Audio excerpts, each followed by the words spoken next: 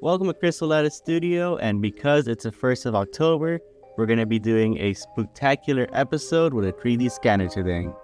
I'm using the Creality Otter scanner and a turntable, and it was a pretty easy process. I just scanned all of my items on the turntable, and then once they were imported into the scanning software and I checked that everything was fine, I was able to take them over to a 3D modeling software. I was pretty impressed with the amount of detail that the scanner was able to get from the mask, although the scanner definitely does struggle a lot with very small items. But once I was in the 3D modeling software, I added thickness to the mask so that it could be wearable. For the pumpkin, I just closed all the holes because I wanted to print this out in transparent filament and add a light inside of it.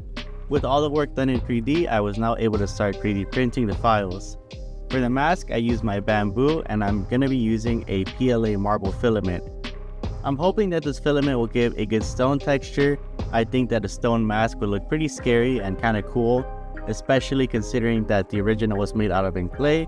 I wanted to kind of transfer some of that. Alternatively, I think a wood filament would also look very cool for this, but I didn't have one at hand, so maybe that'll be something I'll try out in the future. And then for the pumpkin, I use a atomic filament clear orange. I'm a really big fan of atomic filament, and I especially like all of your clear filaments. I've always found them super strong and they come out with really good results. Here's a short time lapse of the end of this print. It only took about an hour and 40 minutes, which is pretty quick. To maximize the amount of light that I could get from this ornament, it has close to no infill, just the main walls and a few supporting walls on the inside. This print was also support free, which I'm really proud about. And once I got this off the printer, I got my tea light, and here's how it looks like all lit up. Overall, I'm super impressed on how I was able to make this so quickly.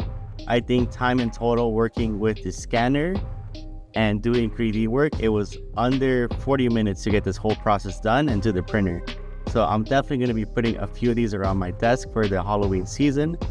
Next up, we have the mask. This was a longer print, but it is a lot larger of an object, and it came out looking absolutely great. I'm a really big fan of how all the detail looks. I do wish that the marble filament would have looked a bit more stony, but overall it printed out super smoothly, and these supports came off really easily as well.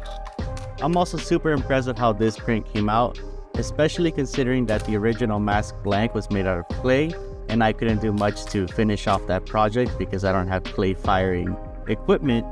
And also, I was able to alter the size of the mask so that it would fit my face better, and add a few holes to put a string around it so I could wear it this Halloween. But what do you guys think? How did the mask come out? Or what would you scan? To be honest, I think I'll be scanning a lot more things to make some decorations for my house this Halloween. And here we have all the results. We have the pumpkin next to the smaller pumpkin, and I'm a really big fan of how they look together.